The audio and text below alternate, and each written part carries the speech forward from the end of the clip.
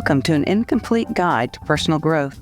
We invite you to take a breath and take a listen to our podcast that explores the wonder, humor, challenges, and sometimes those self-inflicted wounds on a journey of personal growth.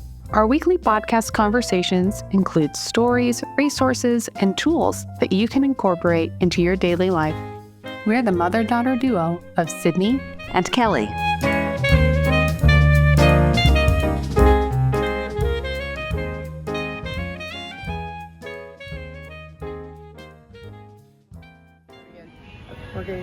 We're getting ready to go into the rage room. Woo! It'll be fun. It'll be fun. This is a really cool place. Yeah.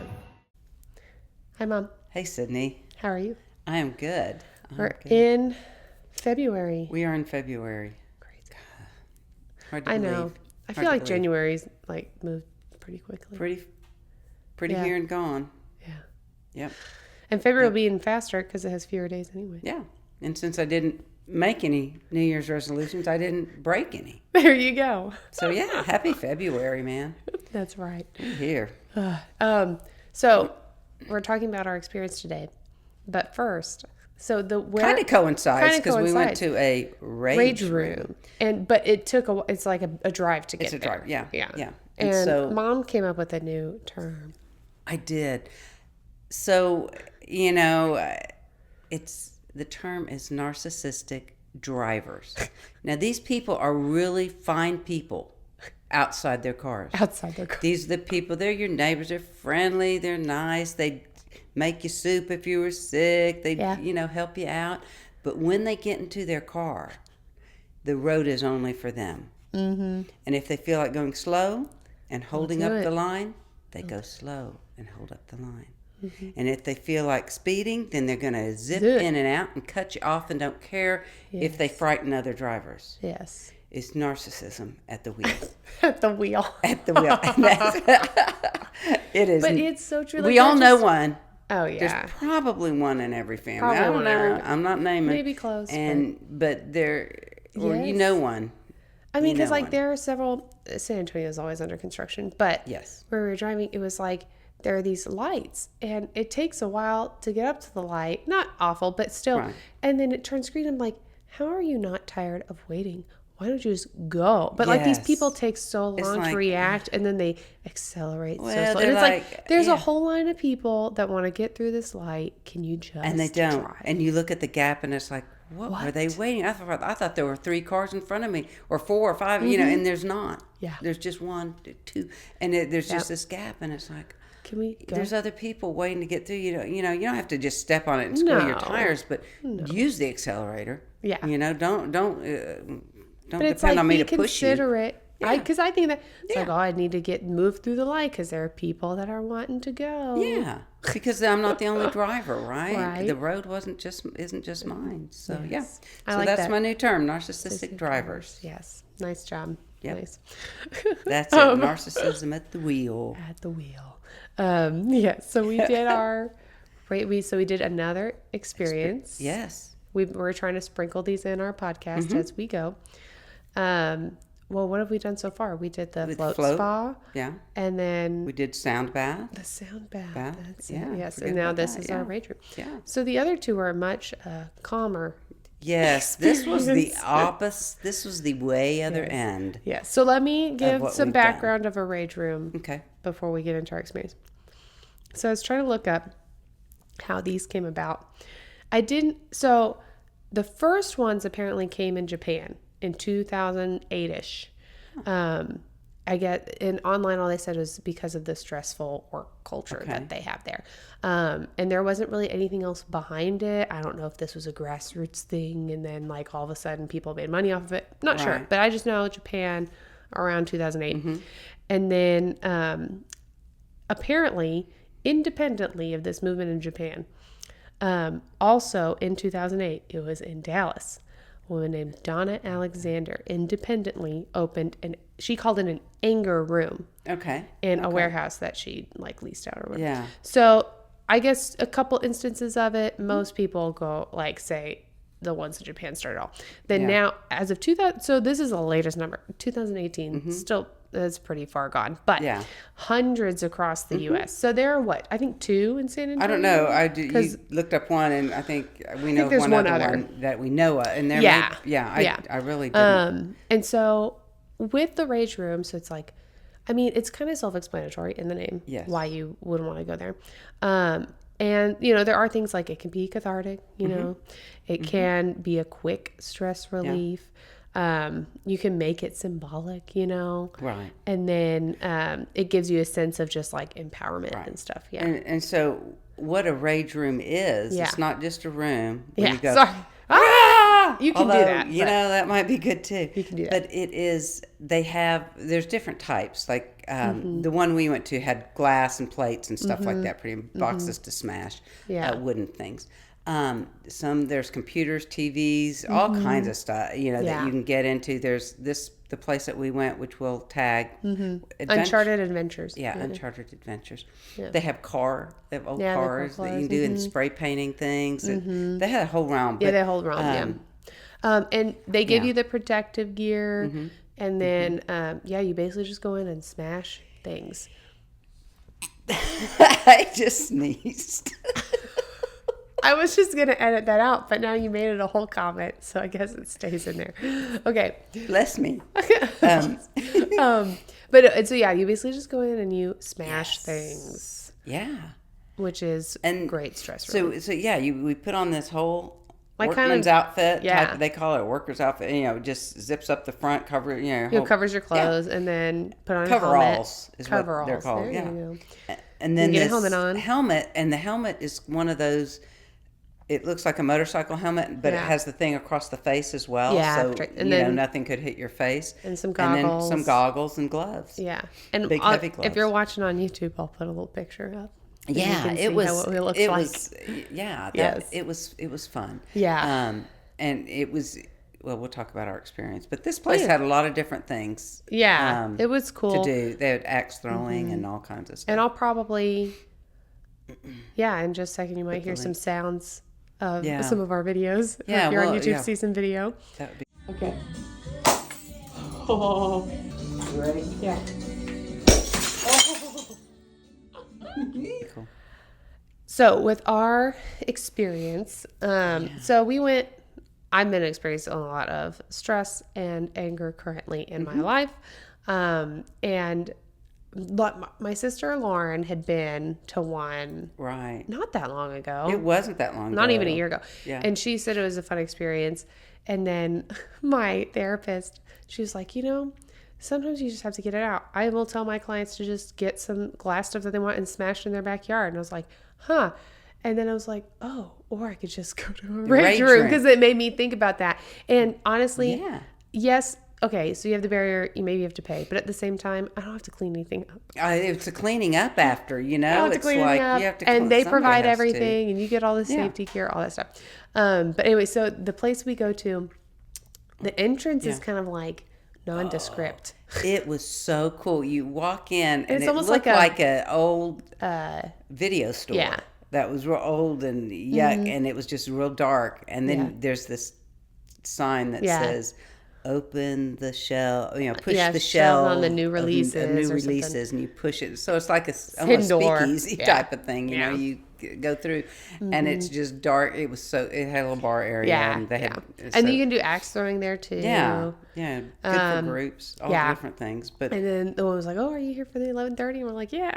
But when it first started, so we got all our gear on, and we go in this room, and you can the Bluetooth, so you can put whatever music you're on. So we were like Dixie Chicking it. Yeah, the Chicks. Dixie Chicks. It's the Chicks now. Yep. And it had some of their good music on, and so we were listening to that. And at first, it was like, I know you're like, ooh, the glass. Should I hit it? It's gonna shatter, and you're afraid it's gonna come back at you or something. So, but you've got all this gear on. So and so then after a few, then you're like, okay, I can get into it. Yeah. And this is the bottle I want to break, or this is the And then they put up kind of like a metal grate against the wall. So then if you wanted to throw things, they would actually break. Yeah, and we had couple sledgehammers, a bat. That I one like was fun. the bat.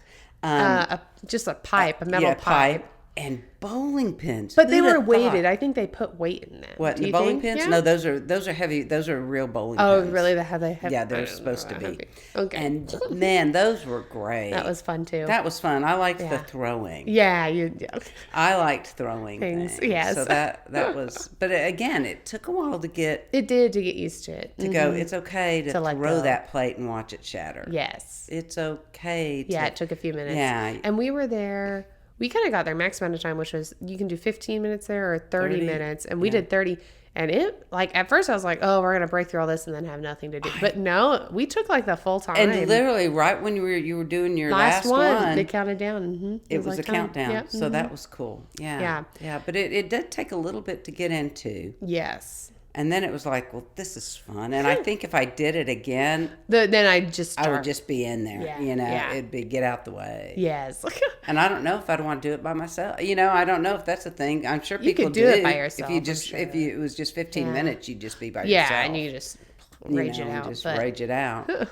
I know, but it's kind of fun with someone. And then they had a few. What was fun? They had a few wooden boxes that you could smash, and that was fun because you just like you couldn't just do it in one whack. No. It was like bam, bam, bam. Yeah. So that it was cool, and I must say, well, we're not violent people, so it was kind of weird, but that's why I think it took a little bit to get into. Oh, it took a little bit. Yeah, I was like, I don't usually do this. I usually don't throw. You're not supposed to throw glass plates. Right. You're not supposed to hammer them either. And so it was. Getting past that. And even like when we first got on, I was like, I'm not like always an angry, like I'm not generally an angry person. No, and so it's like, what do I listen to when I'm angry? I don't just have music. I know. I listen to when I'm like, angry. what am I going to put on? I'm like, I don't know. But I Chicks found is a something good good. That thing was to good. put on because they have lyrics that get to the point. Mm-hmm. So. But yeah, I think for most people it would take a few minutes to get into because it's just so against you're doing something that you were told not to your whole life. You know? Yeah. And and it depends on. I can see where it would just be good when you just need to smash. Mm-hmm. And you don't know what to do with that phicality, and maybe you don't have a boxing ring where you can go and hit the boxing thing. So I did think it's like, and that's another thing I feel like that I hear all the time. If you're angry, we'll just go do boxing, go hit something, and I think that it can help out with rage. But sometimes even with boxing, I personally would get a lot into the form and am I activating my core in the right way? I would get too technical. I wouldn't just hit because that sometimes you can actually damage yourself doing that. But it's like, I would get too much into the actual technique of it. And this, you can just like hit things and it doesn't matter. Okay. It's like more freeing, like mind freeing. Yeah, for me it's than smashing. It's the sounds that the sounds are cool. Were different. Yeah, different things sounded different, and the way you hit them, and smashed them felt different. So and so for me, for me at least, like for that short, it's a little more freeing than even like a boxing class would be because it's like I'm still kind of thinking in a boxing class of what I'm doing, you know. Yeah. But I'm sure at some point you get to a point where you're not thinking. But at the beginning, and some of it's just that physicality of getting something out. And, So anger is a whole other podcast, but I just want to touch on a few topics about it. Sure. So with anger, would you say that there's usually like something else behind it too? Yeah. Yeah, because anger is a signal of something. And I don't have my emotion wheel with me, but I wish I did. You can look at an emotion. But I think we talked about that some. But we have. Anyway, anger is like the outer band, and if you go in, maybe there's hurt behind that. There's threat behind. There's something behind the anger, and anger is a signal. Thank goodness we have it, because it's telling us that something is wrong, and listen to that. It and it can stand for ourselves. It can stand for the anger of justice of something else going, Yeah, and I think it is healthy for us to have it. And like... Oh, yeah. And I think it is to get, a little bit religious with it. Like, when Jesus goes in and he ups all the tables and kind of destroys the market, I think I'm glad that story is in the Bible because it shows like there is a place for there is a place for anger, and I think you're supposed to be good. You're supposed, good little girl, good little females especially. I'm sorry, but but anger, every emotion we have, is okay. Yeah, it's what we do with it. Yes. It's learning to go. I'm angry. Okay, I'm angry for an extended period of time. What is going on? What is really wrong? Yeah, what is really wrong? Yeah. What threat? Our first response is well, it can be. Fight. It's fight, flight, or but it's signaling. So listen to that. Yeah. And if it's right on the surface all the time, really look at that because it's telling you something. Yeah. And it really boils down for me to what we do with our anger. And I was talking to somebody because I do a lot of meditation. Yeah.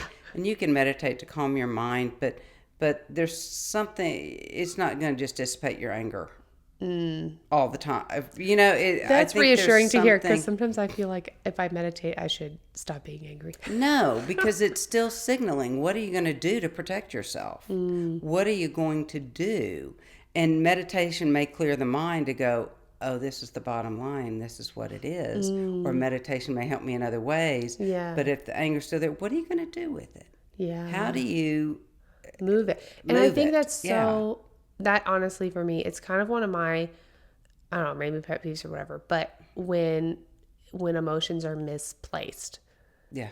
And I'm not saying I'm like free of that, but I'm sure I've done it plenty. But it's whenever you are dealing with something, it's your own emotions, and then you take it out on someone else, and there's just no reason to. And so I think concepts like the rage room and stuff are helpful because it's a quick fix, but at least it's some way for you to just get it out and then maybe have a place afterward where you can really think about it. Because there are times, sometimes the physicality of the anger can get so in the way. You can't meditate it out. You can't do anything. You have to get it. You have to get it. And that's why I personally also make sure to exercise all the time. It's just like get the energy, get it out. Because you get it out, and because so much...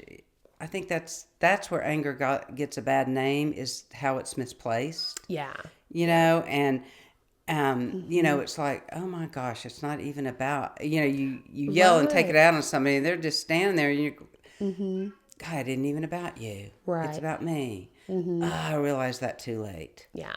Yeah. And then you have to backtrack and hopefully, can mend fences. But and haven't done too much damage. Yeah. But so when it comes to like your spirituality, like what sort of work have you done with anger? Is it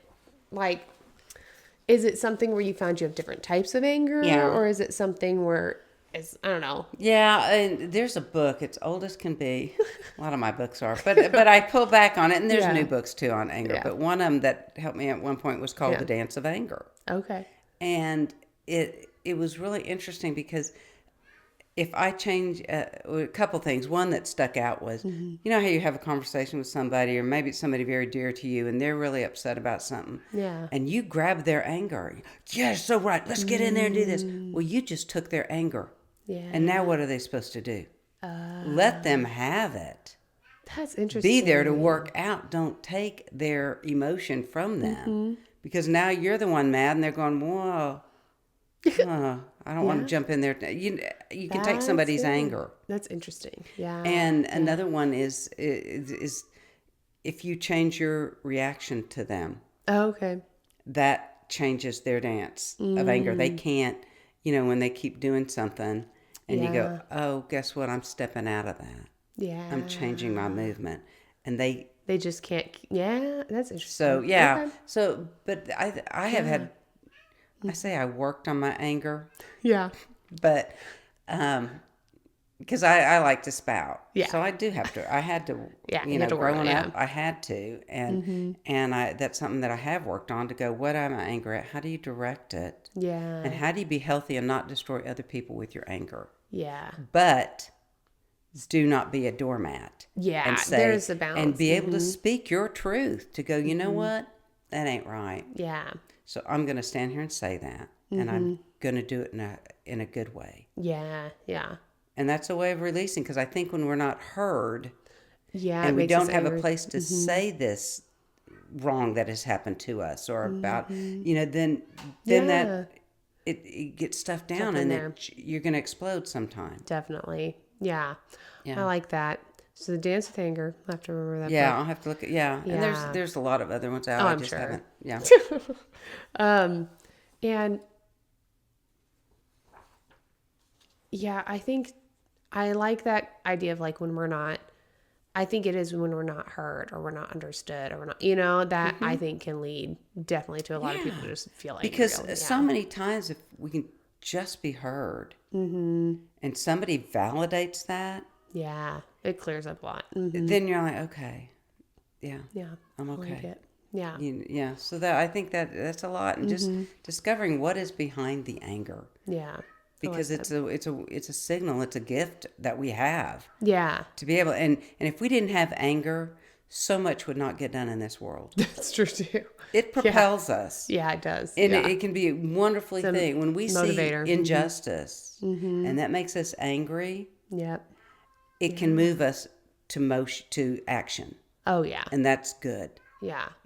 So we just have to balance it for sure. Yeah, anger can be a good thing. It is. Right it is. Yeah. It's not bad. It's what we do with it. So can be positive or negative. Yes. So overall, final review of Rage Room. Oh, I think it was good. I'd want to do that again now that I know what more to expect. Yeah. I think that's part of it, is knowing what to expect and going, okay, you're going to be safe.